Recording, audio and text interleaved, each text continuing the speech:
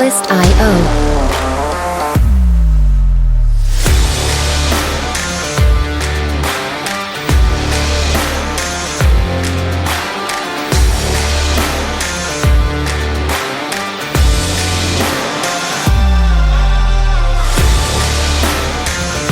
Music licensing reimagined.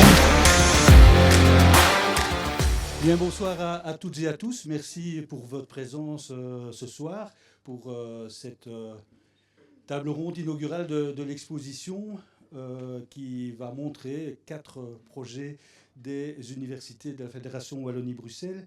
Soyez les bienvenus à l'Université de Mons. C'est la 3e fois que cette exposition est présentée. Elle a été déjà à Bruxelles et à Tournai, à Loki. Et puis elle fait cette étape ici à Mons durant un mois pour aller après à Liège pour sa dernière destination. Mais merci à toutes et à tous pour votre présence. Alors cette table ronde va être présentée. Alors on dit parfois modérateur, moi j'ai mis suscitateur, par Maxime Duminil du Mumons qui nous a aidé fortement dans l'organisation de cette exposition, puisque le contexte est un peu particulier.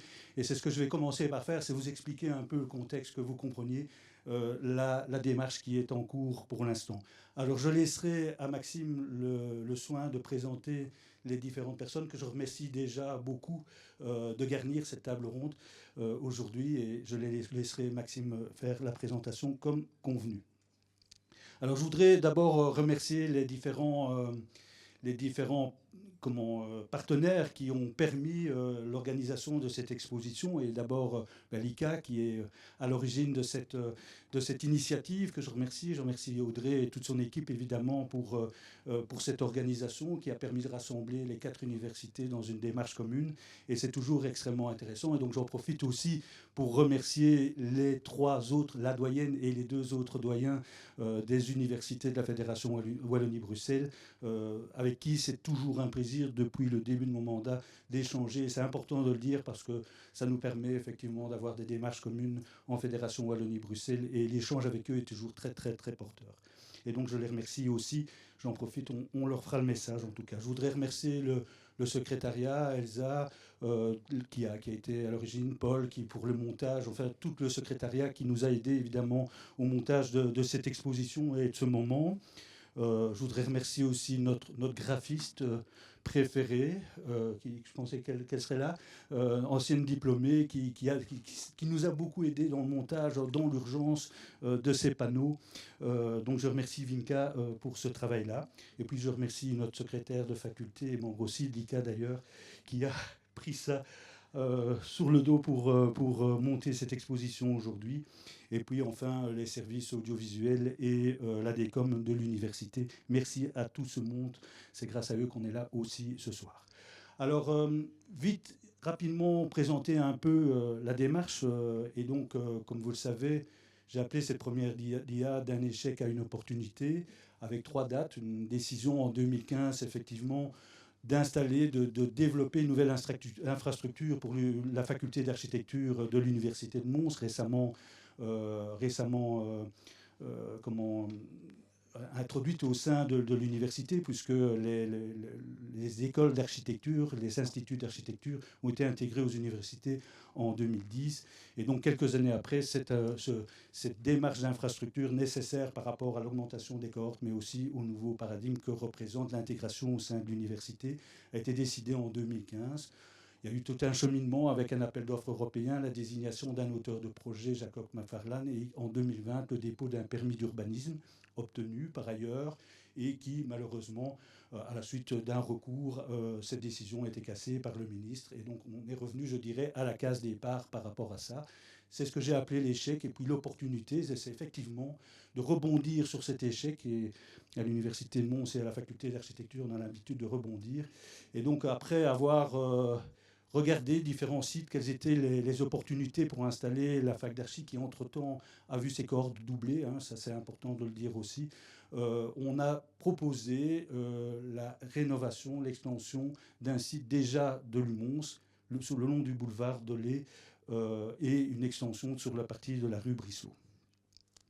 Alors, ça nécessitera, puisque une des données, c'est vraiment un déménagement de notre faculté, du core business, je dirais, de la faculté, c'est-à-dire les ateliers de conception architecturale et puis tous les outils qui tournent autour de cela, et le secrétariat, sachant que les auditoires, les cours, etc., font partie d'une infrastructure générale de l'université. Et donc, a priori, la faculté d'architecture installée sur le site où nous nous trouvons aujourd'hui déménagera vers la rue Brisselot et le boulevard Dorlé. Alors, c'est un projet qu'on a décidé de faire en co-construction, en co-conception, hein, pour être plus juste sans doute.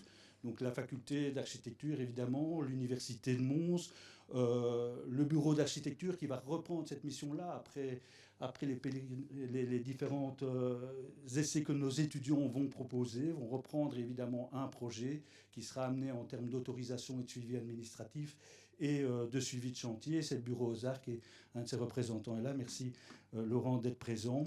Et pour organiser tout cela, avec aussi les instances publiques, j'espère avec le SPE évidemment, la ville de Mons, qu'on espère avoir autour, et je n'en doute pas, autour de la table pour concevoir cette future faculté, dont les acteurs principaux seront les étudiants. Ce seront les étudiants qui vont concevoir cette faculté au travers d'une démarche participative, pour d'abord, dans un premier temps, en tout cas, élaborer un nouveau programme, et un programme commenté, pas simplement un programme reprenant des mètres carrés, mais essayer de faire ressortir, au travers d'un échange avec les différentes instances de l'université, de la faculté, les étudiants en particulier, les enseignants, les chercheurs, les enseignants-chercheurs, les membres du PATO, etc., faire ressortir un programme qui fera peut-être pas l'unanimité, mais en tout cas dans lequel tout le monde se retrouvera, pour avoir une faculté qui répond à nos besoins. Et on l'espère, évidemment, faire de ce lieu un beau lieu pour apprendre l'architecture.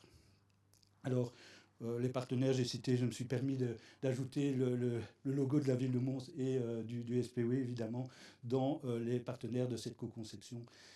Voilà. Alors, cette organisation-là, il fallait pouvoir l'arbitrer, il fallait pouvoir l'organiser, il fallait pouvoir avoir un regard extérieur pour avoir le recul suffisant que pour pouvoir produire quelque chose dans un délai qui est quand même relativement réduit, puisqu'on a un besoin criant de ces infrastructures.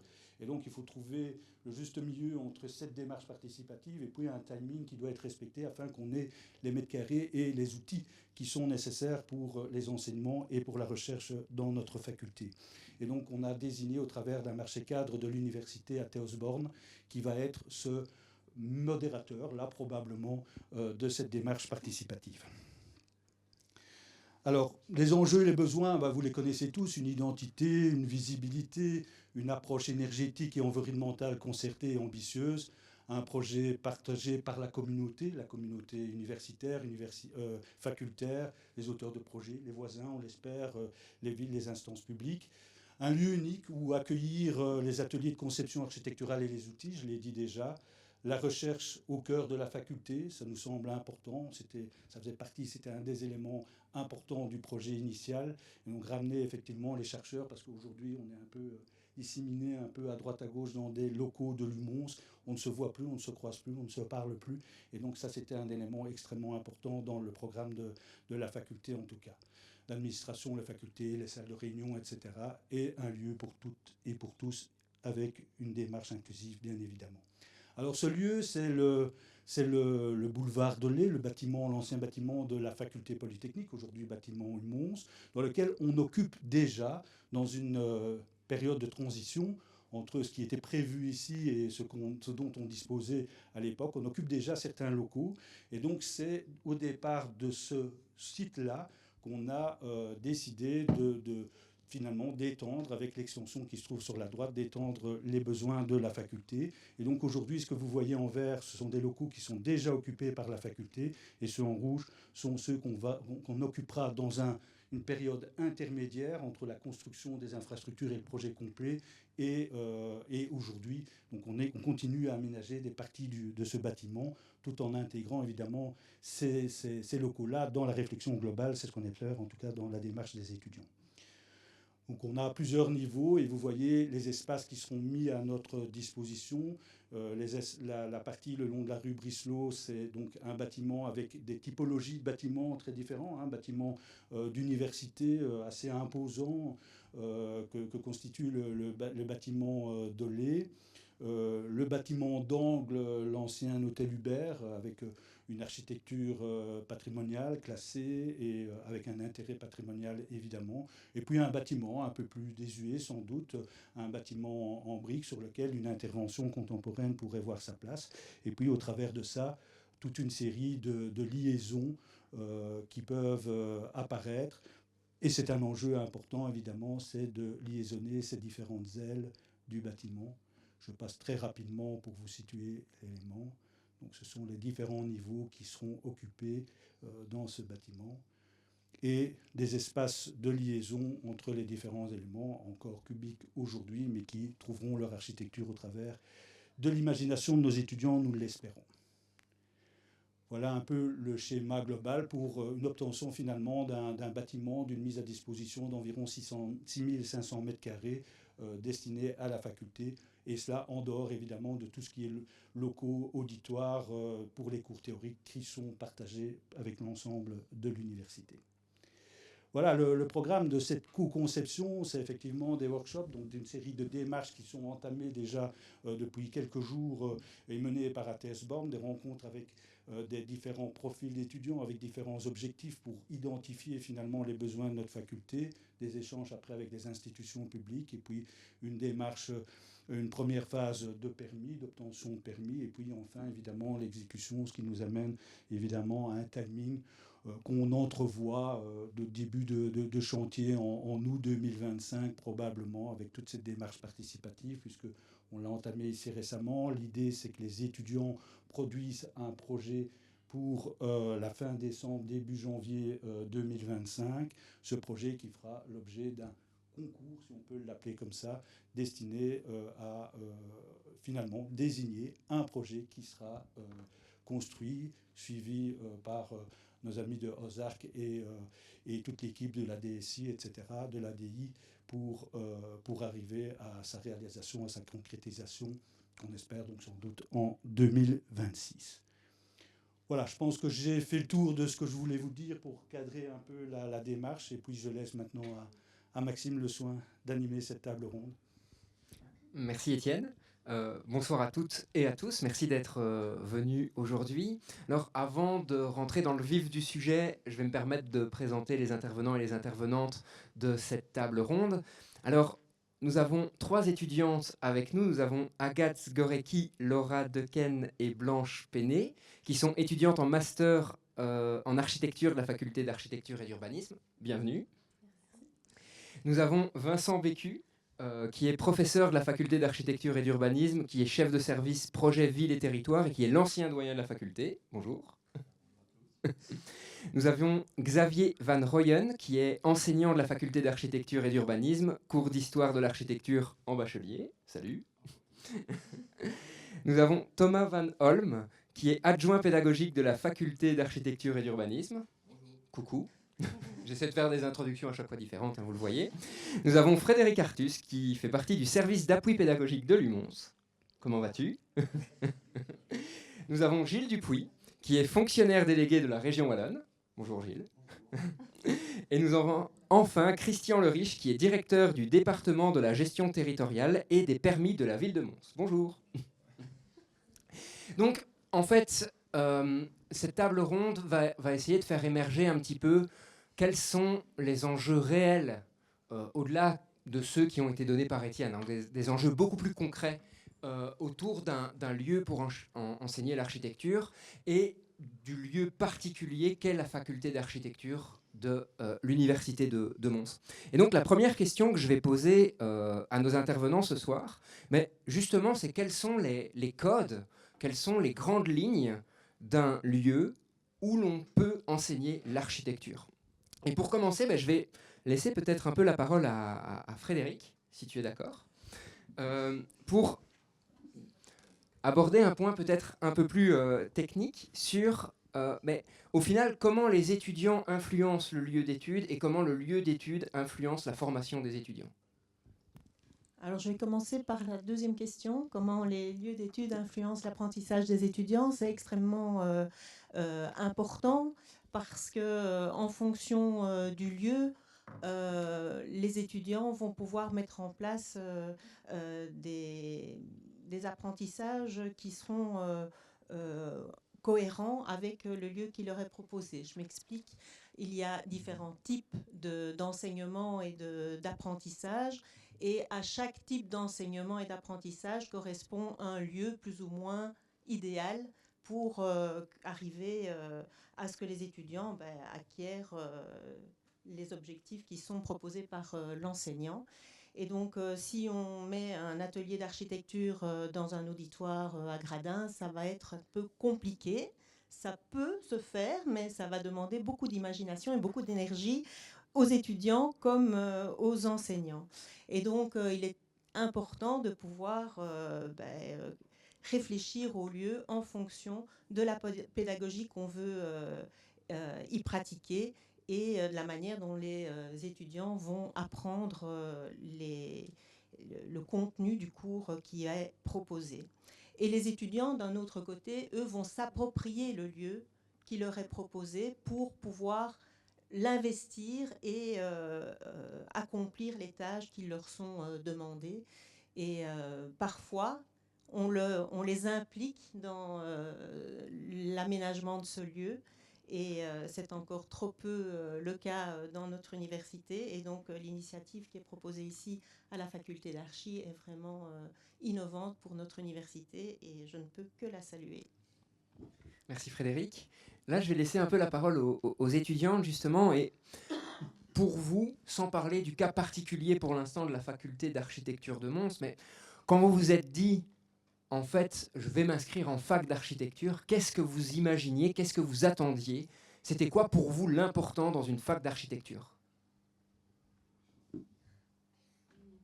vous battez pas. Dans un premier lieu, personnellement, je ne savais pas en quoi consistait une faculté d'architecture, si ce n'est le peu de visites qu'on a l'opportunité de faire pendant les grandes vacances en secondaire. Donc, ce sont des petites briefs, mais on s'imagine plupart du temps des grands espaces dans lesquels les étudiants peuvent communiquer entre eux, avoir de grands espaces de communication dans le sens où, oui, les espaces sont assez aérés et libres. Et en arrivant à la faculté d'architecture, malheureusement, nous sommes arrivés dans des espaces assez étriqués pour le nombre d'étudiants. Je pense qu'on était une des premières années où c'était, on va dire, je ne vais pas dire le chaos, mais assez compliqué de mettre les choses en place, comme on était assez nombreux. Les infrastructures n'étaient pas forcément adaptées pour nous. Donc on s'est fait un peu balader d'endroit à un autre, alors que ce qu'on imagine d'une faculté, c'est une faculté avec une identité propre, qu'on s'imagine clairement, alors que nous, on allait un peu à Nîmes, un peu à la faculté d'architecture, un peu à Dolé. On n'avait vraiment pas d'espace approprié pour nos études, je trouve, personnellement. Je ne sais pas si vous voulez rebondir. Si je peux rajouter quelque chose, je pense que ce que tu as dit, c'est totalement juste. Et aussi, c'est un lieu où je pense que c'est nécessaire d'échanger entre les différentes années. Et c'est aussi ça que je pense qu'on peut rechercher dans un lieu qui est une faculté d'architecture. C'est pouvoir échanger entre nous, pouvoir apprendre des autres, etc. Et c'est pour ça que avoir un bâtiment adapté est nécessaire.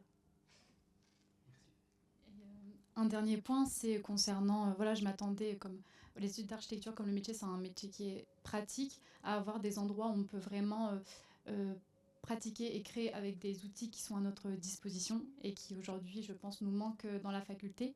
On n'a pas vraiment d'endroit, on va dire, pour créer nos maquettes de façon conséquente, je pense. Donc, c'était surtout ce point-ci, je pense, qui manquait. Merci beaucoup. Je voudrais un petit peu maintenant voir avec les enseignants votre lieu idéal pour enseigner l'architecture. Mais là, on parle du lieu idéal. Hein. Donc, on oublie qu'on est à Mons, vous avez une plaine devant vous et vous pouvez construire ce que vous voulez. C'est quoi votre lieu idéal pour enseigner l'architecture en tant qu'enseignant? Qui va se lancer en premier? Je pense qu'au-delà de l'espace, il y a aussi la notion du temps. Parce que, bon, on parle beaucoup, on va certainement y venir après, mais l'enseignement par le projet, c'est quand même la base fondamentale du cursus. Et c'est un enseignement qui prend du temps. On ne va pas rester une heure devant un enseignant qui en ex-cathédra, qui donne son cours. C'est des échanges, donc c'est de l'espace, mais aussi du temps. Donc je pense que un endroit qui soit ouvert et accessible, et dans lequel voilà, les étudiants puissent entrer, sortir et passer du temps à travailler leur projet. Je crois que ça peut être une piste de réflexion. Merci. Je peux essayer de poursuivre. Le lieu idéal pour poser la question, c'est vrai que je m'attendais à parler du côté très spécifique de notre faculté. On va y arriver. Hein. Oui, oui. Ben, pour moi, le lieu idéal, il n'existe pas. Enfin, ou alors s'il existe, ça sera une durée de vie très limitée, parce que l'enseignement de l'architecture a quand même très fortement évolué aussi, et fort heureusement, je pense qu'il va continuer à évoluer. Et donc, moi, je retiens déjà des choses qui ont été dites que je trouve assez importantes. C'est le fait que les étudiants puissent s'approprier du lieu. Et ça, en effet, je pense que c'est vraiment fondamental, notamment dans l'enseignement de l'architecture. Je pense que plutôt le lieu qu'il ne faudrait pas, c'est un lieu isolé. Et ça, c'est une vraie question. Et c'est une question qui a été soulevée finalement, pas uniquement dans l'enseignement de l'architecture, mais on a quand même connu voilà, je vais peut-être prendre à l'extrême des campus qui sont un peu plus isolés, ou peut-être à l'américaine, ou bien après-guerre, on a construit beaucoup de lieux où on s'isole un peu de la ville. Alors j'en viens déjà à ce sentiment quand même très très fort d'ici, c'est vraiment cet ancrage fort avec la ville. Et je pense que ça, c'est vraiment une richesse. Donc je vais peut-être tirer l'expérience de notre faculté. Je pense que le lieu idéal, c'est vraiment d'être au cœur de la ville, comme l'université l'est. Finalement, c'est que les étudiants, ils sont, comme ici, ils sont confrontés d'emblée à leur sujet, c'est-à-dire le territoire, la ville dans son quotidien. Et ça, je pense que c'est important de maintenir finalement un espace où nos étudiants ne sont pas uniquement dans leurs cours et dans un campus qui est encore une fois isolé. C'est vraiment qu'ils partagent finalement plein d'activités, et peut-être aussi des activités des autres facultés. Enfin, je pense qu'on en parlera aussi. Enfin, l'architecture n'est pas une discipline complètement isolée non plus par rapport à d'autres disciplines. Sinon, voilà, c'est aussi un enseignement par le projet. Ça, je pense que, je ne peux pas tenir le micro trop longtemps, mais on voit aussi beaucoup évoluer dans l'enseignement toutes les questions des learning centers. Alors on peut passer à différentes échelles, ou la ville apprenante, je refais le lien avec ou le côté pédagogique, je pense. Il y a un architecte qui s'appelait Walter Gropius qui parlait la ville est finalement une classe, the city is a classroom, mais c'est vrai que la ville, c'est aussi une classe ouverte d'enseignement, et je pense que c'est pour ça que c'est important que les étudiants soient vraiment au cœur de la ville et du territoire. Merci.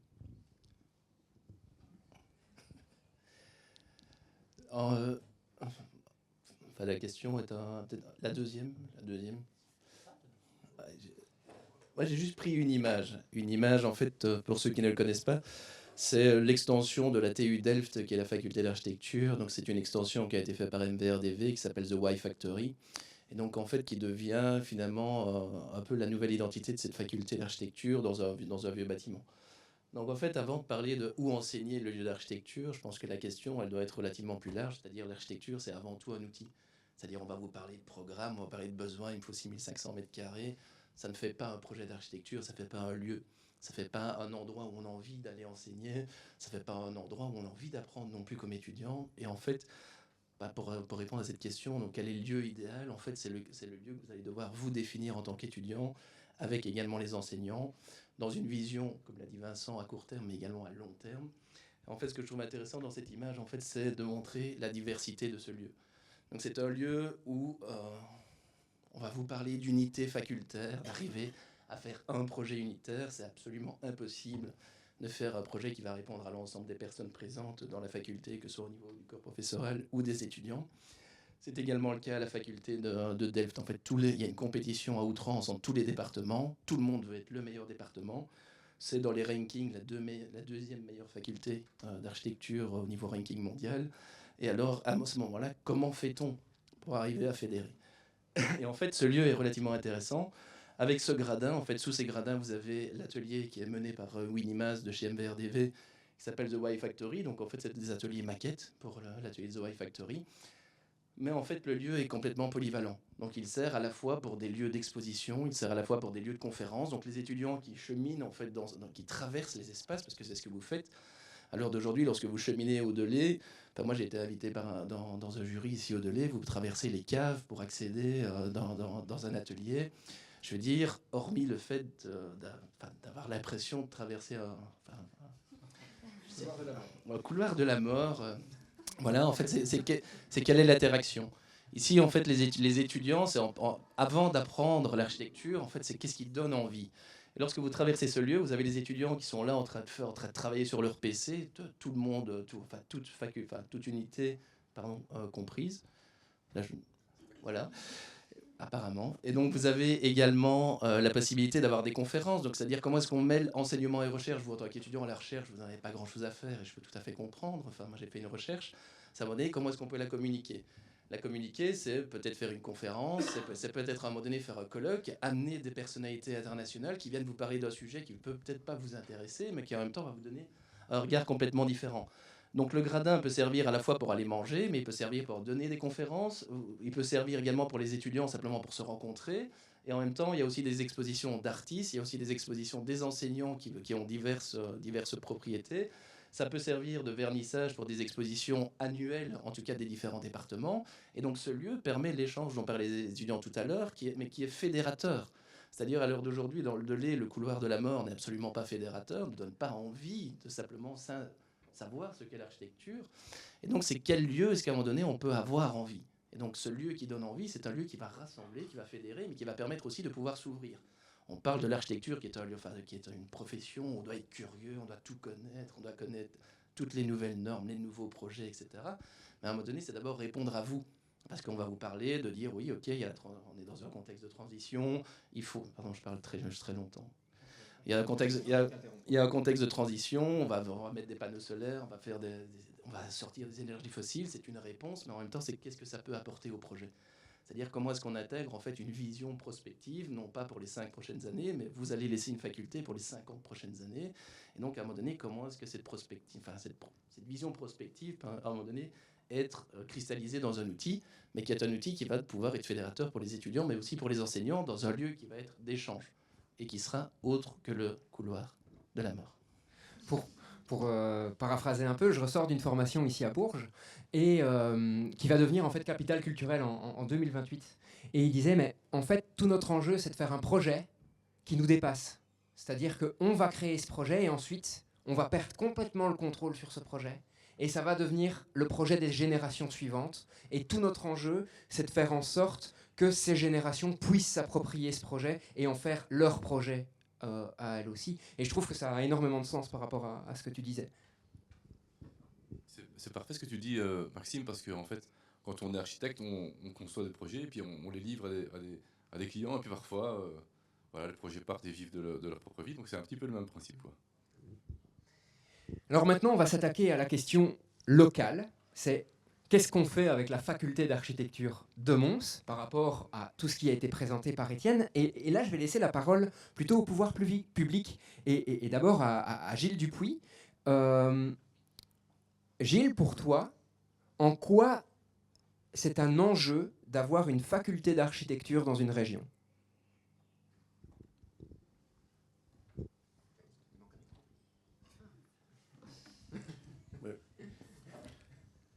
Je suis architecte de formation. J'ai été formé à Saint-Luc, à Tournai, qui est d'ailleurs une espèce d'île à l'époque. Maintenant, elle est en centre-ville, mais qui était très à l'extérieur de la ville. L'enjeu pour une région, je pense que c'est plus général à l'enseignement. C'est que ça nourrit la société. Ça la nourrit de débats. L'enseignement, c'est aussi un lieu de réflexion. Et donc, c'est un lieu de progrès. Et donc, je pense que pour moi, c'est la vision que j'en ai. C'est que c'est un moteur, finalement, d'innovation et de progrès dans la société. Lorsqu'on a fait un podcast ensemble pour l'exposition, tu disais toute la force d'un projet, c'est de transformer une contrainte en une force qui va pouvoir faire d'un projet quelque chose de pratiquement unique. Comment tu vois, en fait, cette transformation d'une contrainte en force pour le projet qui nous concerne ici ? Dans mon activité professionnelle, je suis amené rencontré une multitude d'architectes et de problématiques différentes. Effectivement, nous, on a parfois le mauvais rôle dans le sens où on vient imposer des contraintes, on vient faire respecter des contraintes existantes, qu'elles soient réglementaires, qu'elles soient de tout ordre. Et c'est vrai que un des travaux de l'architecte, c'est de transcender finalement cette contrainte et finalement c'est que sa créativité se nourrisse de cette contrainte pour en faire quelque chose de plus spécifique, d'original et d'unique. Certains y arrivent très bien, d'autres c'est plus difficile. Notre rôle, c'est parfois aussi un peu de stimuler, on va dire, cette créativité, de lui dire non, on peut aller plus loin. On voit l'administration comme une espèce de grande censure parfois. Et en fait, la réalité, c'est plutôt l'inverse. C'est qu'on est plutôt dans un rôle souvent de stimulation et de dire aux porteurs de projets, mais allez-y, allez plus loin, quoi. Voilà. Je vais me tourner vers la ville de Mons maintenant avec Christian Le Riche. Pour une ville comme Mons, donc pour la ville de Mons, même plus précisément, au final, pourquoi c'est important d'avoir une faculté d'architecture au sein de la cité? Qu'est-ce que ça peut apporter à cette cité? Oui, avant d'en venir à la question de pourquoi une faculté dans la cité, au cœur de la cité, c'est au cœur qui est important, c'est toute l'importance déjà d'avoir une faculté d'architecture sur son territoire. En termes de rayonnement territorial, la force d'une faculté d'architecture, pour moi, par rapport à d'autres facultés, sa force, sa richesse, c'est vraiment cette créativité qui s'y développe, qui est source d'émulation. Et sur un territoire, c'est vraiment capital. Donc déjà, avoir le fait d'avoir cette faculté sur le territoire est vraiment très important. Et je pense que dans un processus de rayonnement et aussi d'échange, si je prends ma casquette plutôt administration, un rôle, les ponts qui peuvent s'établir avec ce creuset d'émulation que constitue la faculté d'architecture, je pense qu'il y a des choses formidables qui peuvent ressortir pour un territoire, pour une entité territoriale. Ensuite, la question du cœur de ville, effectivement, il y a sans doute aussi le rôle symbolique, placer quelque chose de très important, de très... placer la chose importante dans le cœur, ça coule un peu de source. Il y a sans doute aussi, même si c'est un peu moins sexy, des raisons économiques. C'est quelque chose qui fait aussi partie de l'équation pour un pouvoir public. Mais donc voilà, pour moi c'est essentiellement une question d'émulation, de créativité. Et je pense qu'au travers de la nouvelle faculté, il y a vraiment un enjeu très important de rayonnement et d'image, tant pour la faculté elle-même que pour la ville. Et c'est là tout l'intérêt, je pense, de la participation. Est-ce qu'une faculté d'architecture, comme décrite par Xavier, peut devenir un espèce de porte-flambeau des intentions, pratiquement, d'évolution de la ville de Mons? Certainement, un des portes... un des visages de cette volonté d'évolution, des objectifs territoriaux, ça c'est certain. Enfin, je veux dire, on parle quand même d'un acteur prépondérant dans cette thématique-là du territoire. Donc, clairement, je pense que la faculté d'architecture a un rôle à jouer par rapport à ça. Merci. Alors, maintenant, je vais me retourner vers les étudiantes. Et peut-être un exercice un peu difficile, mais on va quand même essayer de s'y prêter, c'est si vous aviez un souhait pour la future fac d'architecture de l'UMONS, ce serait lequel? Qu'est-ce que vous voudriez absolument voir dans cette faculté pour qu'elle incarne vraiment un peu cet idéal que vous aviez avant? Donc ça peut être un lieu, ça peut être un concept, c'est pas important, mais qu'est-ce que vous voulez voir dans cette faculté? Alors, les enseignants, faites pas trop les malins parce que vous allez avoir la question. Donc, Alors, je vais rebondir sur ce que j'ai dit précédemment.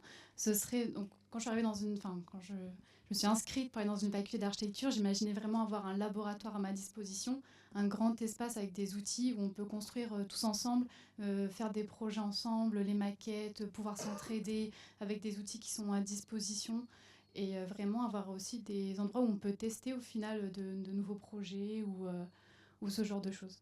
Ce serait vraiment un laboratoire, je dirais un laboratoire d'essais, de tests, de construction. Merci.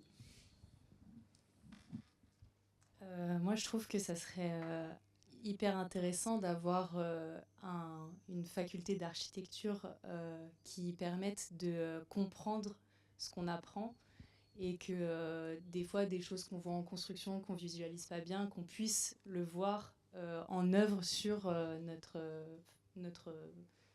le projet de la faculté d'architecture et d'apprendre de ce projet. Merci. Je vais également rebondir sur ce que j'ai dit précédemment, c'est d'avoir peut-être une faculté aussi qui a une identité et pas parsemée à travers la ville, qu'on se dise ça c'est la faculté d'architecture et pas disperser et ne pas savoir où l'on va vraiment tout simplement. Super. Frédéric, je te laisse peut-être aussi, en tant que plutôt pédagogue, si je peux me permettre, te positionner par rapport à ça. Alors moi, pour avoir déjà pas mal discuté avec différents membres de la faculté, je pense que avoir un nombre d'espaces différents, variés, flexibles, équipés, équipés au niveau technologique, comme les étudiantes le disaient, les outils c'est hyper important aujourd'hui et il faut que ces espaces soient pour certains connectés. Avec du matériel qui évolue rapidement. Donc, il faut des espaces agiles, c'est ce qu'on dit en pédagogie. Et donc, moi, mon souhait, c'est que vous puissiez enfin avoir de l'espace. Et maintenant, je pose la question aussi aux enseignants. Si vous aviez un souhait, un truc que vous voulez, vous vous dites, ouais, non, ça, je vais pas laisser passer, je veux l'avoir, qu'est-ce que ce serait ?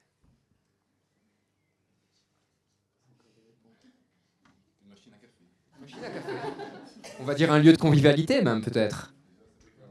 C'est effectivement un manque parce que c'est vrai qu'on a toujours l'occasion de quand on se croise de se dire ça fait longtemps que je t'ai vu, je dois te dire ça. Et en fait ça pourrait être très simple. C'est vrai que le lieu de rassemblement, ne fût-ce que pour déjà les enseignants, le personnel, le secrétariat, etc., nos collègues en général. C'est déjà super important. Et en plus, si on pouvait se connecter avec les étudiants, de temps en temps, avoir un moment convivial avec eux, c'est vrai que ça serait déjà pas mal. Merci. Bon, moi, je n'ai pas un mot, mais je pense que c'est important quand même puisque c'est un peu le témoignage aussi, de parler de notre quotidien, aussi de l'enseignement de l'architecture. Et bon, les critères qui ont été mis en place, c'est clair que convivialité, modularité, flexibilité, polyvalence, durabilité... c'est presque évident pour les projets à venir et ce sera tout le challenge. Mais si je reviens sur le quotidien, l'université, on a quand même un patrimoine très très riche. Finalement, c'est un gros propriétaire foncier au niveau de la ville, avec, je pense, une pleine conscience des enjeux, mais surtout, je pense qu'on peut aussi avoir un regard critique sur ce patrimoine. Le premier constat qu'on peut faire quand même, c'est que il suffit de regarder cet espace, on le disait déjà à l'intégration, hein, l'équipement il est dépassé, on est avec un ensemble de bâtiments qui sont complètement obsolètes, tu parlais du couloir au boulevard Dolé, mais c'est vrai que si je retrace un petit peu aussi, finalement, dans le développement de l'université qui connaît aussi une très grande transformation, on a essayé de trouver les espaces et occuper des espaces un peu, presque envie de dire des interstices, donc par exemple, les archives de la bibliothèque, on a essayé de récupérer des mètres carrés, on a mis quelques locaux dedans. Nos chercheurs sont dans des espaces qui ont été libérés par d'autres chercheurs. Et comme ça, on peut effectivement être très fragmenté, et on commence à être trop fragmenté. Donc ça c'est le quotidien, c'est très complexe. Mais en même temps, le patrimoine, on le voit ici, on sait qu'on va devoir faire avec ce qui est déjà là. Et ça, je pense que c'est peut-être une bonne chose aussi. C'est-à-dire que on le voit aussi à travers la référence à Delft, c'est aussi d'essayer de composer avec l'existant, avec ce patrimoine qui est quand même, on ne peut pas retracer l'histoire de chaque faculté, mais on a quand même des grands équipements publics, universitaires qui se sont implantés au fil et à mesure, dans l'histoire de la ville de Mons. Et je pense que c'est aussi une richesse de faire avec ce patrimoine, quoi. Merci. La réponse, elle serait plutôt orientée sur un outil. C'est pas vraiment une vision d'un lieu, c'est plutôt une vision pédagogique. Et comment est-ce qu'on peut formaliser une vision pédagogique?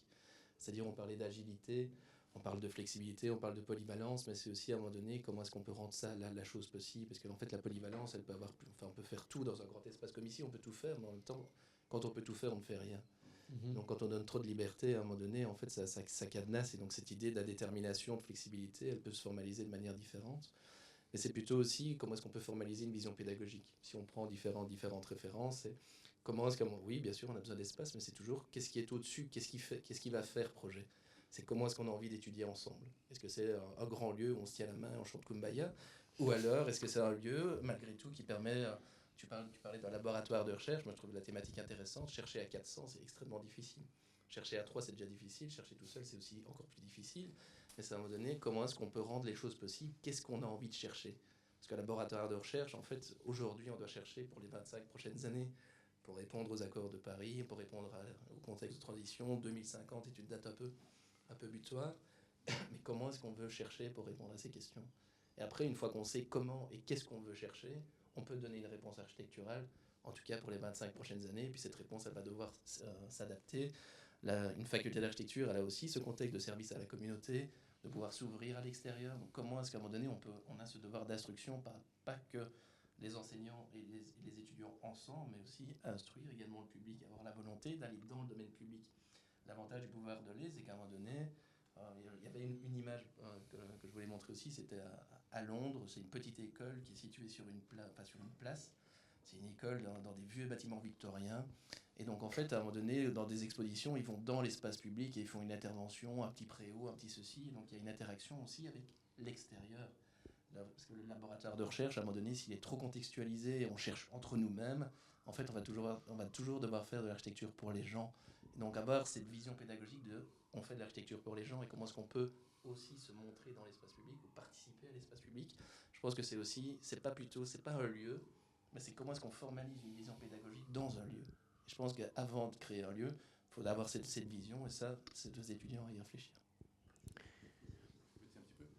Donc je pense que, comme le dit Xavier, par rapport à l'enseignement, à la pédagogie du projet, on est quand même confronté à un enjeu énorme qui est la massification de l'enseignement supérieur. Et donc je crois que Étienne nous en fait écho souvent avec ces discussions entre doyens. Ben, on est tous un peu dans le même bateau et on doit se poser la question peut-être par rapport aux enseignements de projet traditionnels tel qu'il est enseigné depuis les Beaux-Arts, 100 ans et le reste. Voilà, peut-être qu'on a un enjeu, à mon avis, à innover aussi de manière pédagogique, certainement, dans certains domaines, dans l'apprentissage du projet. Merci. Je me tourne un peu vers le pouvoir public et une façon de répondre à ces gens, pardon, un petit peu fatigué, à ces enjeux qui ont été cités aujourd'hui, c'est justement une démarche de co-construction, de co-conception. Est-ce que c'est une démarche qui, pour vous, est une démarche classique, dont vous comptez plus les dossiers que vous avez sur votre bureau par rapport à la co-construction, la co-conception, ou justement c'est plutôt une démarche inédite qui n'est pas encore si courante, mais que vous identifiez comme étant intéressante? Et on peut peut-être commencer par toi, Gilles. En fait, la démarche, elle s'impose dans le sens où le public l'impose. Il n'y a plus un projet aujourd'hui qui ne fait l'objet de contestations, de groupes de riverains, etc. Et donc de toute façon, si on n'est pas à la base dans la communication, dans l'anticipation, dans la recherche d'adhésion autour d'un projet, il va se faire stopper très vite. Ça, on le constate tous les jours. De toute façon, aujourd'hui, la démarche de co-construction que vous entamez là, elle va être très formatrice parce que je pense que c'est une des compétences importantes à développer dans l'avenir pour les professionnels de l'architecture. C'est cette capacité à aller créer l'adhésion, à adapter le projet, à rester souple sur le projet pour pouvoir l'adapter. Et souvent, on constate qu'en effet, le public a souvent raison. Et souvent, on en ressort avec un meilleur projet à la fin. Pas toujours, mais bien souvent quand même. Donc, voilà, finalement, c'est une compétence qui s'impose parce que la société évolue dans ce sens-là, de toute façon. Et du côté de la ville de Mons, c'est quelque chose que vous voyez souvent, cette co-construction? Ou pour l'instant, ça reste plutôt quelque chose d'assez anecdotique, mais que vous trouvez intéressant, ou peut-être pas? Mais avant ça, il faut rappeler, peut-être de manière un peu, pas provocante, mais que ça reste aussi une démarche dans le chef des administrations des pouvoirs publics un peu glissante, puisque on s'intègre dans un projet qui à un moment va se retrouver sur la table et sur lequel on va devoir... donc il y a tout cet enjeu de rester dans son rôle. Enfin, il faut jongler avec le juge est parti, je veux dire ça comme ça. Et donc ça rend le défi encore plus intéressant.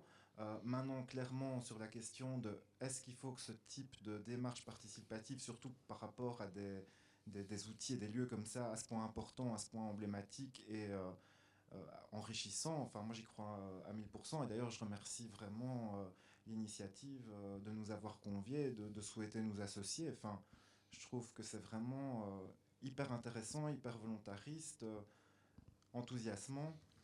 C'est juste qu'effectivement, il va falloir qu'on soit un peu vigilant aussi.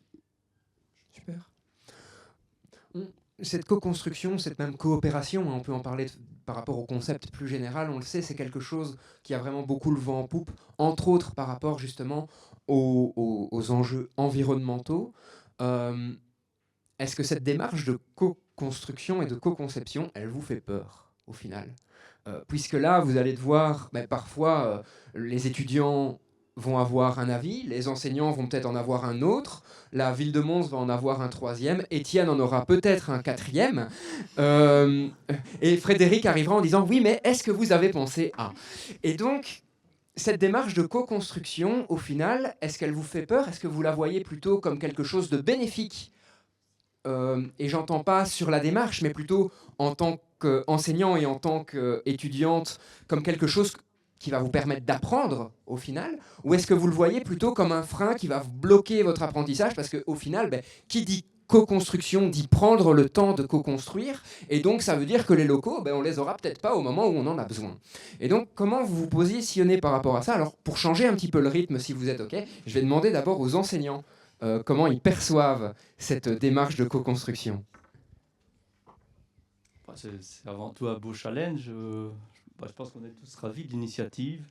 Peut-être ce que j'ai envie de dire, quand je dis beau challenge, c'est vrai que ça va être complexe et on va certainement avoir beaucoup de difficultés.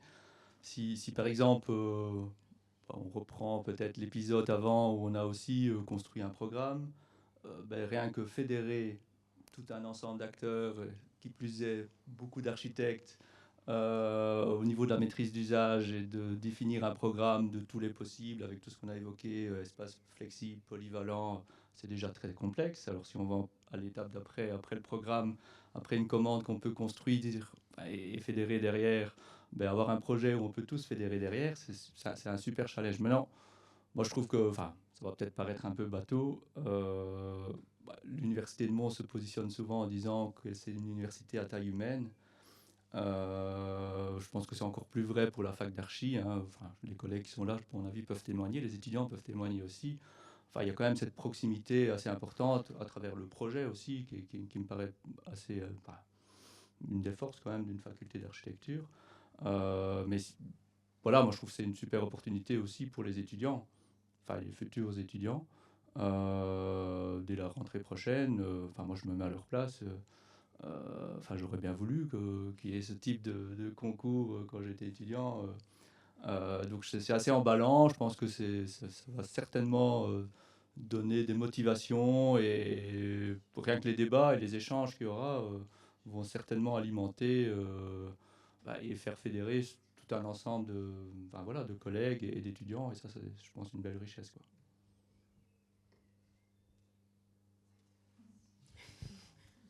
Je n'ai pas grand-chose à compléter pour Vincent. Juste, c'est la sensation qu'on est un peu pris par le rythme, quoi. c'est lancé. Voilà, on y va, on est dans le bateau, on fonce. Donc c'est un petit peu... Moi, j'avais effectivement des craintes par rapport à cette démarche de construction, parce que en tant qu'architecte, on a toujours moi, j'ai parfois eu des autoconstructeurs comme clients. J'ai parfois eu du mal à gérer ce lien parfois entre le client, l'entrepreneur, l'architecte, les administrations, etc. Ici, on a une foule de points de vue tel qu'on ne sait plus mettre un axe sur qui décide quoi. Et donc, c'est peut-être cet élément-là qui, moi, me fait peur. Et d'un autre côté, voilà, on est pris dans le rythme et on y va, quoi. Moi, j'aurais plutôt un avis sur l'opportunité pour les étudiants, en fait. Mais c'est également... on peut voir ça du côté de l'enseignant, enfin du corps professoral, de dire c'est une super opportunité de réfléchir à un projet de faculté. Pour les étudiants, c'est une super opportunité de réfléchir à une faculté. Mais en même temps, c'est une super opportunité pour la ville de réfléchir à la faculté. Et une faculté dans la ville, c'est une super opportunité pour l'université de Mons de réfléchir plus largement à ce qu'on veut, nous en tant qu'université. Et puis à l'échelle territoriale, c'est aussi une belle opportunité de savoir également, à un moment donné, de pouvoir fédérer l'ensemble et pas juste dire je fais un projet pour un maître d'ouvrage et puis je vais me confronter à l'urbanisme et puis je vais me confronter à la région et puis après on fait le chemin en sens inverse. C'est à un moment donné, c'est identifier toutes les contraintes de départ et l'architecte, sa seule, je dirais pour moi, sa seule contrainte à lui, c'est d'avoir une capacité de synthèse de tout ça, pour pouvoir avoir une réponse qui fait consensus sur l'ensemble, et pas d'essayer soi-même dans son coin d'identifier des opportunités, dire « Ah, ça va être génial pour la faculté », et puis après, quand on va voir la région, c'est très bien pour vous, mais pour nous, c'est absolument pas du tout bien. Et donc, à un moment donné, c'est pouvoir, ok, chacun a sa vision, et comment est-ce que je peux générer une vision macro. Et ça, c'est une belle opportunité, en tout cas en tant qu'étudiant, de la comprendre. Moi, j'aurais aimé être à votre place aussi, Georges Vincent. Voilà. On va quand même checker que les étudiantes, et vous représentez au final les étudiants de l'archi, donc que les étudiants de l'archi ont cette même grille de lecture. Est-ce que pour vous, c'est réellement une opportunité, et est-ce que vous la percevez réellement comme ça ?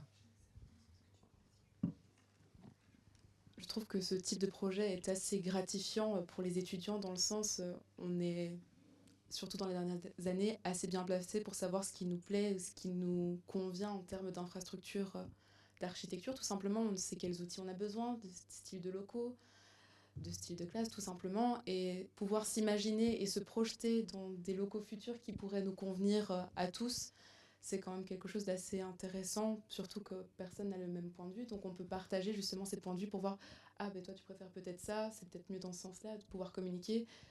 Je pense que c'est vraiment un projet qui est pour le coup vraiment intéressant de pouvoir se projeter et de pouvoir se dire c'est un projet qui va peut-être être réalisé, donc c'est quelque chose d'assez intéressant que j'aurais aimé participer, mais... Oui, je trouve. Nous, je pense qu'on aurait adoré toutes participer à ça. Je dis ça parce qu'on est là sur notre dernière année, donc on ne pourra pas participer au concours, mais je pense que tout étudiant qui souhaite devenir architecte, c'est une super première expérience hyper concrète. En plus, accompagné par des professionnels des architectes, nos projets d'atelier, la ville. Je trouve que ça peut être que enrichissant comme expérience et hyper concrète.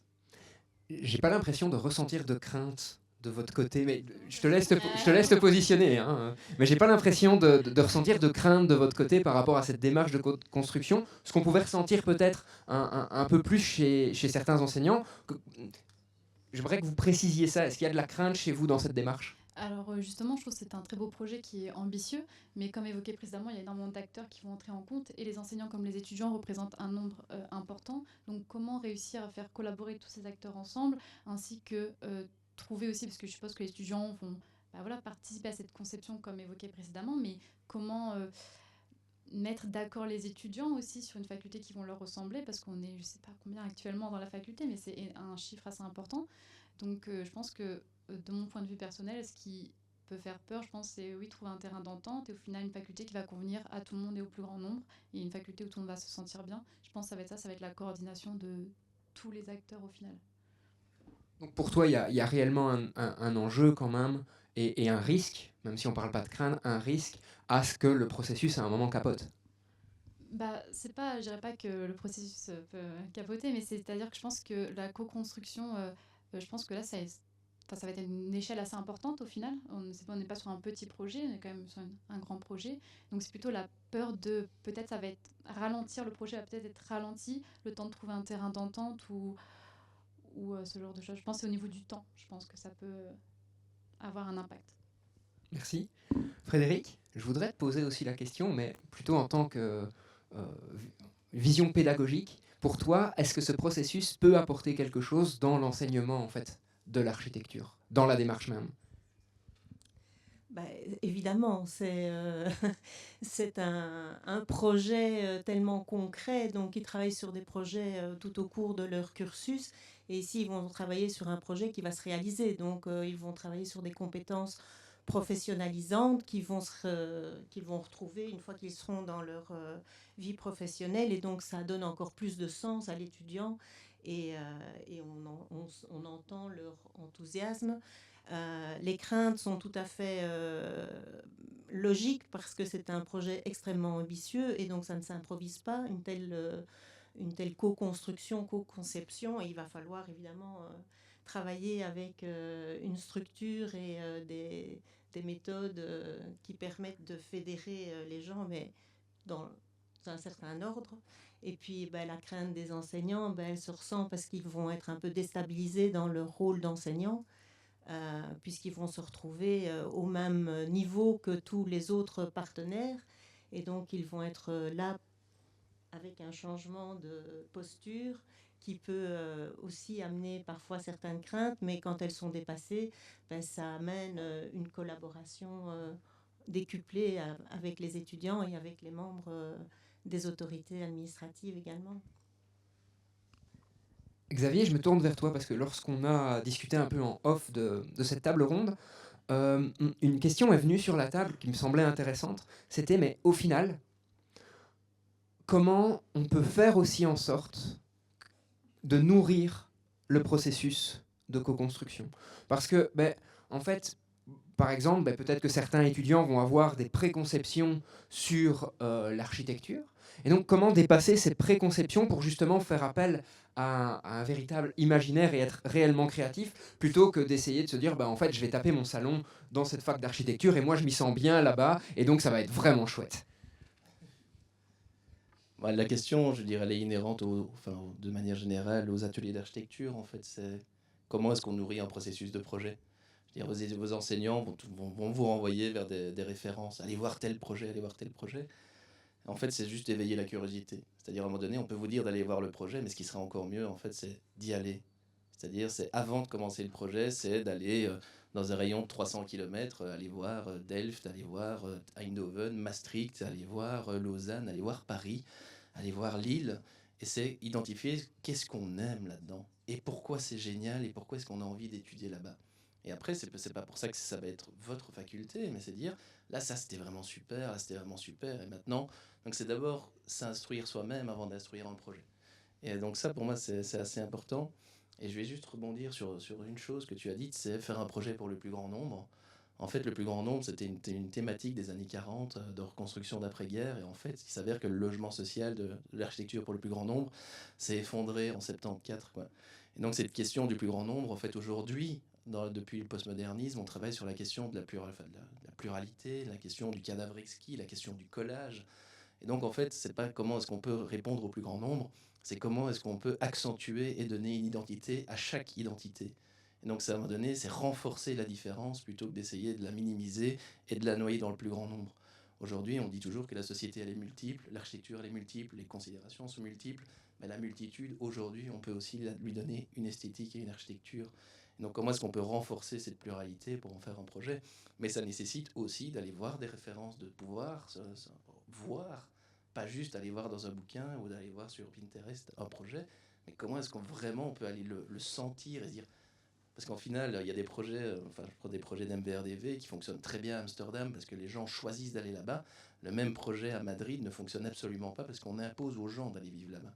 Et donc ici, finalement, vous allez devoir faire ce choix. Vous allez imposer une manière de vivre aux gens, aux futurs étudiants et enseignants pour les 50 prochaines années. mais en même temps, vous pouvez aussi, dans ce projet, choisir d'accentuer, parce que faire unité, ça va être très difficile. Et donc, comment est-ce qu'on peut exacerber les différences? Moi, je trouve que c'est un challenge plutôt extrêmement intéressant et qui n'est pas forcément présent dans les autres facultés, dans les projets d'architecture, quoi. Et donc, à partir du moment où vous êtes, vous, à la source, c'est comment est-ce que vous pouvez exacerber ça? Merci. Je ne sais pas si d'autres enseignants veulent un petit peu réagir à ça ou pas. Je peux essayer, je ne me suis pas préparé. Hein. Pour nourrir le projet, moi j'ai l'habitude, parce que je leur parle beaucoup de résilience, de parler de risques et finalement des enjeux climatiques. Mais ici, fondamentalement, je pense que c'est aussi un risque. Et c'est peut-être propre aussi, tu parlais de singularité du lieu, parce que c'est vrai que c'est intéressant d'aller voir des références, puis après on parlera d'une architecture contextuelle, et donc de vraiment partir des spécificités du lieu. Et donc finalement c'est le patrimoine, un petit peu, quand je parlais de l'héritage de toutes les infrastructures de l'université, c'est comment à partir de ce patrimoine, de ce déjà-là, on peut nourrir le projet. Et je pense que ça sera certainement dans ces premières analyses, dans la manière dont on s'approprie déjà l'existant, et de voir ce qui fonctionne, ce qui ne fonctionne pas, et va certainement très fortement nourrir le projet, quoi.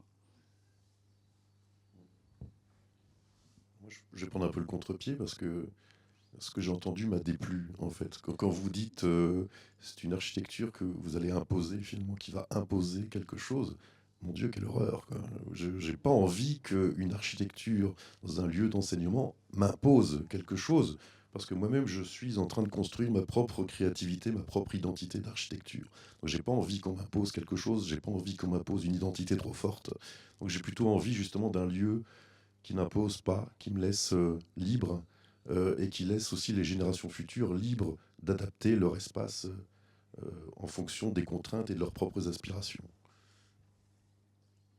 Votre réponse?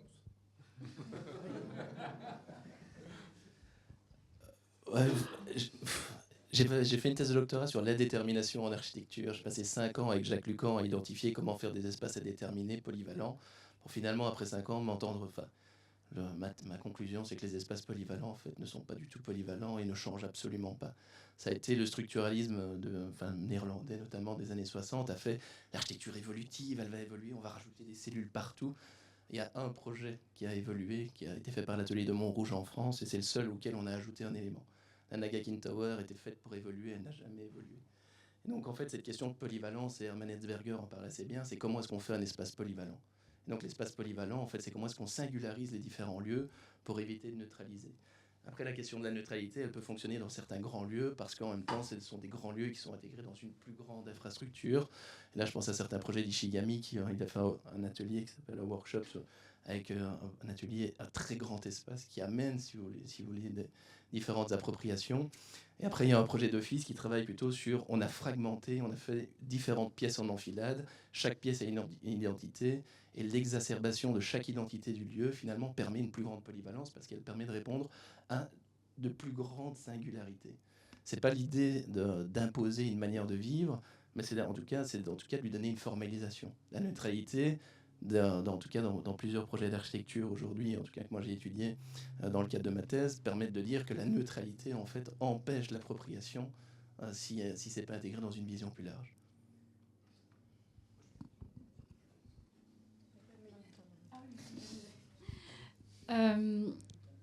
Après, est-ce qu'au final, essayer de faire un projet qui est peut-être, par exemple, où les étudiants, au fil des années, peuvent se l'approprier à l'intérieur, donc un projet qui peut être modulable, minimaliste, etc., et au final qui reste très simple dans sa réalisation, mais où, au fil du temps, parce qu'aujourd'hui aussi, l'UMON se rassemble beaucoup de nationalités différentes, et on a un panel d'étudiants qui vient de tout horizon, avec des origines différentes, etc., donc des inspirations différentes. Est-ce qu'au final, un lieu où à l'intérieur on peut se l'approprier serait pas peut-être plus intéressant et qui pourra évoluer au fil du temps, et donc d'avoir une intervention qui serait minimaliste au final?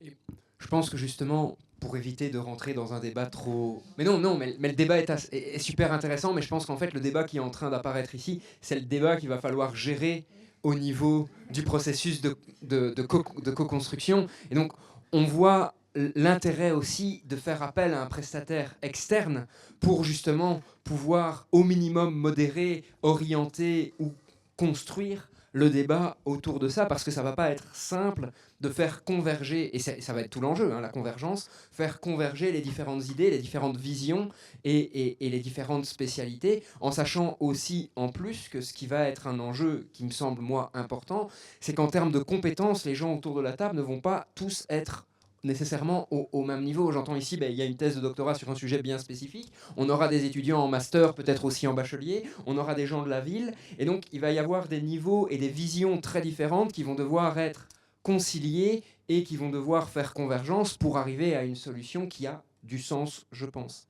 Alors, il nous reste une... Tu voulais intervenir? Si je peux. Hein. Mais ça permet d'arbitrer aussi. Parce que je trouve, c'est juste la réflexion de se dire que l'espace, parce qu'on parle beaucoup de l'enseignement, de la recherche, mais il y a plein d'usages au niveau de l'espace qu'on ne maîtrise pas, et c'est heureusement, et je pense que dans la flexibilité, la modularité, je pense que les étudiants, ils vont organiser des choses ou spontanément, et voilà, il y a plein d'usages qu'on n'aura pas mis dans la commande, et qui vont se mettre en place, et ça sera certainement une richesse. Laurent pourrait sans doute témoigner, quand on était étudiant ici, rien que cette salle, le nombre de choses qui ont été organisées dans cette salle, c'est incroyable. Et quand on parlait de l'appropriation, dans la cour, dans les caves, chaque mètre carré ont été occupés par plein de choses qui ne sont pas que de l'enseignement. Hein. Non, mais c'est ça qui fait aussi la richesse. C'est pour ça aussi qu'on a certainement eu beaucoup de mal à partir d'ici. Mais voilà, moi je pense. Mais ça c'est important, en effet, de passer tous les possibles finalement en termes d'usage sur quelques mètres carrés, quoi. Non, je voudrais juste rajouter qu'il y a la spécificité ici qu'on va travailler sur du bâti existant, et que donc dans les solutions qui vont être apportées in fine, le fait qu'on ne parte pas de rien aura aussi un rôle, et donc ça c'est un élément quelque part externe qu'il va falloir aussi travailler, qui jouera son rôle dans la marge du déterminisme à mettre en œuvre sur le produit entre guillemets final que sera la faculté. Il nous reste une dizaine de minutes, et ce que je trouverais intéressant pour peut-être terminer cet échange, c'est de permettre au public d'intervenir, et donc je trouverais intéressant, si vous avez peut-être des questions, des remarques ou des choses qui vous ont interpellé dans ce qui a été dit, de pouvoir intervenir et de le partager avec nous, et de permettre justement la réaction de certains et certaines intervenantes.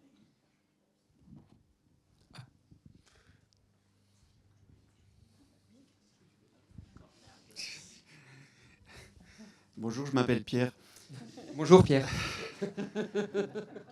Je suis enseignant-chercheur à la faculté d'architecture et d'urbanisme, mais je ne suis pas architecte. Et j'ai l'impression que dans ce débat... Non, ça va. Ça va, il y a des gens qui m'aiment bien quand même. Ça va. Dans le débat sur ces lieux où apprendre l'architecture, j'ai l'impression qu'on oublie qu'apprendre l'architecture, ce n'est pas que apprendre l'architecture en soi, c'est-à-dire la conception architecturale. Donc il y a une flopée de cours qui, en fait, donnent des connaissances, des compétences, de la culture, des outils qui font qu'à la fin, les architectes sont formés à l'architecture. Et donc, il y a beaucoup de remarques ici qui ont très finalement... En fait, vous avez tous projeté... D'ailleurs, vous êtes quasiment tous architectes, je suis désolé.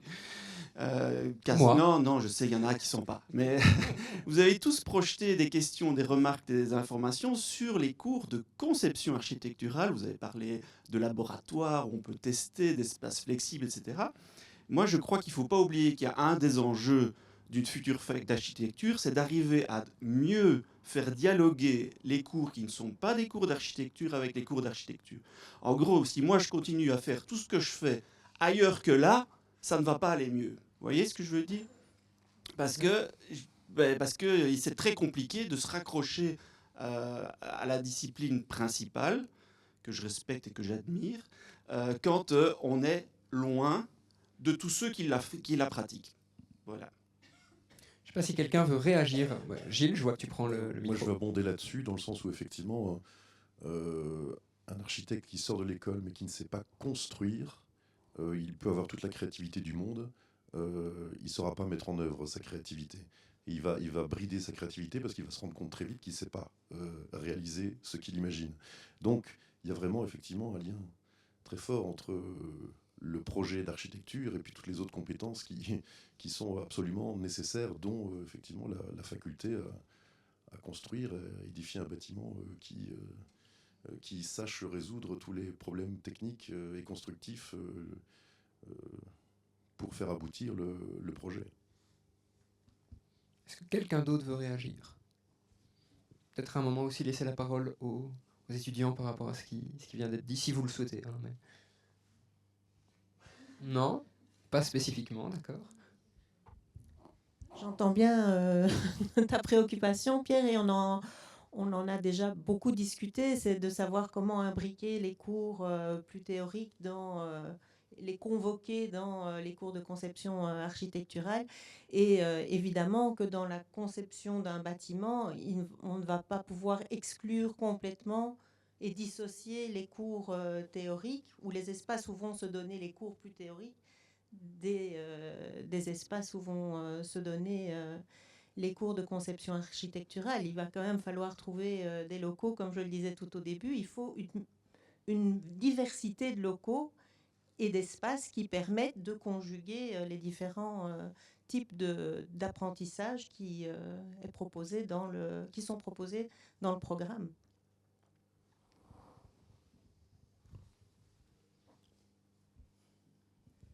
Moi, je te rejoins tout à fait, parce qu'on ne fait que de se croiser tous les deux entre deux intercours qui nous a amené une activité commune. Et c'est pour ça que je parlais de ce projet. En fait, c'est comment est-ce qu'on formalise une vision pédagogique. C'est-à-dire la vision pédagogique, c'est comment est-ce qu'on donne cours, certes, mais c'est où est-ce qu'on peut échanger. Donc ce lieu, c'est à la fois donner des cours, c'est à la fois aussi, parce que les étudiants, on parle de la recherche, pour eux, là, je pense que vous ne savez pas qu'il y a des doctorants dans cette faculté, ou même dans à Polytech, et vous ne les voyez peu. Est-ce que vous savez ce qu'ils font ? Est-ce que vous avez déjà assisté à une conférence, lu un article? Donc c'est à un moment donné, comment est-ce qu'aussi on peut partager ça? C'est comment est-ce qu'un chercheur peut venir simplement de participer à un colloque, vous donner une conférence, et puis dire, je connais monsieur, je vais aller regarder une conférence qu'il nous fait. Donc c'est comment aussi la recherche peut être intégrée en dehors des cours. C'est à un moment donné, faire une conférence magistrale là, avec les étudiants qui viennent présenter en cours, permet aussi de pouvoir diffuser, parce qu'il y a ces lieux de rencontre. Et donc c'est comment est-ce qu'on formalise cette vision? Et alors à ce moment-là, c'est pas totalement dissocié. C'est à un moment donné, c'est comment est-ce qu'on crée cette vision d'abord de la faculté, et puis comment est-ce qu'on va lui donner une forme pour échanger, dire tout simplement, et pas juste en deux intercours. Ou sur le toit. Est-ce qu'il y aurait une autre intervention ou remarque ou partage qui veut être fait?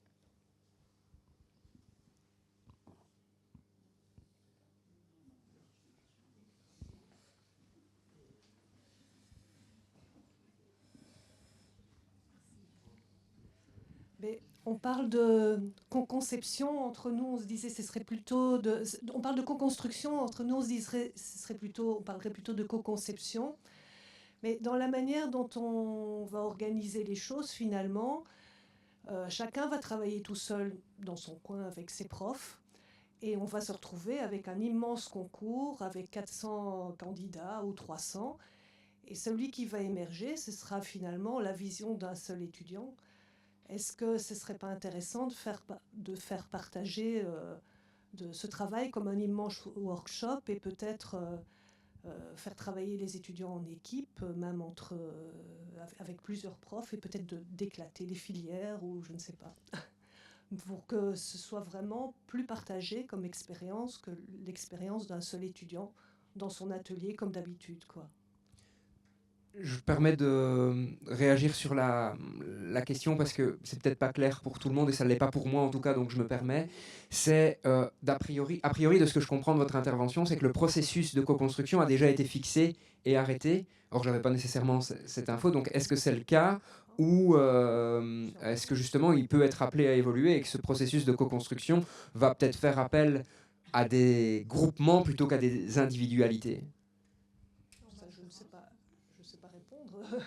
Je suis sur les dernières nouvelles, mais voilà, ça va peut-être changer, en effet. Mais c'est une vraie question que je pose parce que j'ai pas Je vais l'information. peut-être tenter une réponse. Donc, effectivement, dans l'accompagnement que Atelier Osborne fait, on a toute une série d'ateliers. Et cet atelier, notamment sur la manière de fonctionner, on a eu une réunion à ce sujet-là hier. Donc, la manière de mettre en œuvre cette co-conception est interrogée aussi. Après, voilà, on n'a pas une totale liberté parce qu'il y a un horaire, il y a un calendrier académique, il y a des impositions, il y a d'autres impositions liées aussi à des cours théoriques, à une organisation universitaire, à une réforme du calendrier. Enfin voilà, toute une série de choses qui font qu'à un moment, il y a effectivement des contraintes comme il y en a dans tout projet. Mais cette question-là, sur la manière d'organiser cette réflexion, est aussi sur la table.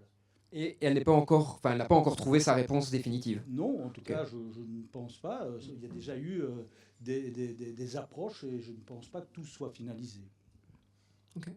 Je ne sais pas si justement par rapport à cette crainte de confronter, je vais dire, l'aspect individuel du projet à un aspect plutôt groupement du projet est quelque chose qui vous parle, si vous voulez réagir sur quelque chose. Je pense que l'avis des étudiants serait intéressant là-dessus.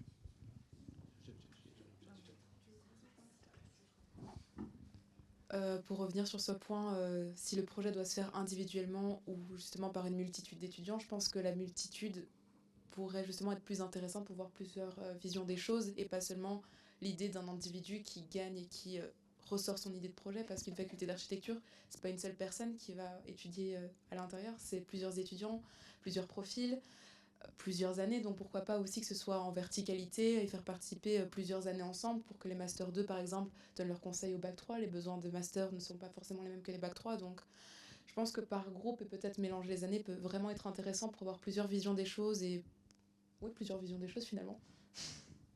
Je pense qu'il faut mettre le bon jalon, si je peux me permettre de rebondir sur ce que tu dis, entre la co-construction et la compétition au final.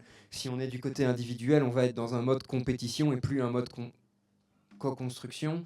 Mais n'empêche, faire un groupe de 400, ça va pas non plus être possible. Non, mais voilà, et donc où on met en fait, ou alors ça va prendre un temps énorme peut-être, et donc où on met au final ce jalon entre ces deux extrêmes, quoi. Je sais pas si quelqu'un d'autre veut réagir. Bon, moi, je rejoins Étienne. Je pense qu'il n'y a rien n'est arrêté, pour répondre à Dominique. A priori, je pense en effet que ce n'est pas le projet individuel. Et pour répondre à Pierre aussi, je pense que c'est intéressant que ce ne soit pas que les architectes. Si on est tous dans un grand open space, il faudra trouver le lieu pour réfléchir ensemble et mélanger les étudiants par année. Voilà, c'est intéressant que le projet du projet, tout le monde le regarde ensemble, un peu comme si on était dans un grand hangar et on regarde tous la fusée qu'on est en train de construire. Donc voilà, moi je pense, en effet, mais ça, je pense qu'il y a encore plein de questions et on n'a pas encore arrêté les choses. Moi, personnellement, à titre personnel, j'ai vraiment envie. Oui, j'ai fait le doux personnellement, à titre personnel. Merci d'avoir réagi. J'ai vraiment envie de participer en fait à cette démarche parce que ça a l'air vraiment super intéressant. Voilà, petite parenthèse. Okay, moi, je voulais intervenir aussi parce que je suis d'accord avec le fait que c'est un peu contre-productif de faire un concours sur l'idée justement de faire participer tout le monde. Et je comprends en même temps que faire participer tout le monde, c'est impossible. Sinon, il y a aussi l'enjeu de la rapidité et c'est toujours difficile d'allier les deux. Et du coup, j'imagine, peut-être que c'est un peu utopique, mais je me dis pourquoi pas partager l'idée juste d'enquêter, de faire un sondage auprès de tous les étudiants, mais de manière peut-être pas un débat, mais juste leur poser des questions, soit à travers un formulaire ou quoi, et que ce soit ces idées-là qui ressortent, que les idées qui vont être ressorties, que les étudiants vont utiliser dans l'atelier, pour concevoir et du coup de là faire un concours, parce qu'au final, ça va être les idées de tout le monde qui vont être un peu les contraintes qui vont faire le programme académique qu'on a l'habitude de mettre en place, quoi. Voilà. Merci pour le partage. Ouais, parfait. Alors en effet, je pense que y a, comme l'évoquait M. Cornu, il n'y a pas que le cours de projet, et je pense qu'il y a plusieurs cours dans la faculté qui permettraient à chaque étudiant d'apporter sa pierre, on va dire, à l'édifice. Comme par exemple, on a eu le cours de BIM cette année, où on a déjà travaillé sur la fac ici, à voir par exemple qu'est-ce qui est possible de réemployer ou pas, démolir ou pas, ou après par exemple avec le cours de performance où on travaille sur l'impact que pourrait avoir le bâtiment. Donc je pense qu'au final, ce qui compte, c'est peut-être pas que tout le monde sorte un projet, mais qu'est-ce que tout le monde peut apporter et varier les disciplines au final, donc dans les différentes matières. Pareil, les cours de sociologie, faire des sondages par exemple, on en fait énormément sur certains projets, donc ça peut être ça, juste si tout le monde, je pense, met un peu sa pierre à l'édifice, c'est ça au final qui compte, je pense, et pas juste sortir un projet qui est architectural. Moi, je regarde Laurent qui est là, et je me dis qu'il y a un moment donné, il va falloir aboutir à un seul objet, qui soit culturel ou physique, etc. Donc, le vrai challenge, il est là, il est sur le chemin. Le chemin d'il y a 6 mois à dans une petite année, quoi, 9 mois. Voilà, moi, c'est ce que je trouve là que le vrai challenge est. Ce que je vous propose, c'est comme on arrive au bout du temps, c'est de continuer ces échanges qui sont en fait les prémices des échanges qui vont avoir lieu dans le processus de co-construction autour d'un verre. J'ai cru comprendre qu'il y avait à boire à un moment. Et c'est très très bien. Et donc je vous propose de continuer à discuter de tout ça plutôt de façon informelle et de garder plein de choses à l'esprit pour le lancement de ce processus de co-construction. J'espère aboutir, et je pense que par rapport aux discussions qu'il y a eu ici, on voit que ça va déjà être super intéressant. Merci à tous les intervenants et les intervenantes d'avoir participé à ce débat. Merci au public d'avoir écouté et d'avoir ensuite réagi à tout ce qui a été dit aujourd'hui. Et je vous souhaite de profiter de la soirée et de continuer à discuter de ce très très chouette projet.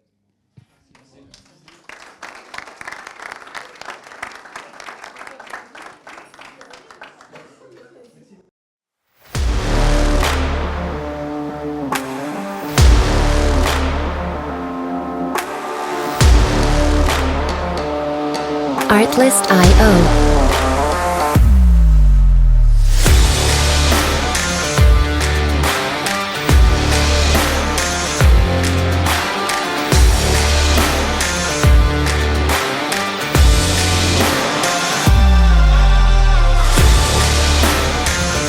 Music licensing reimagined.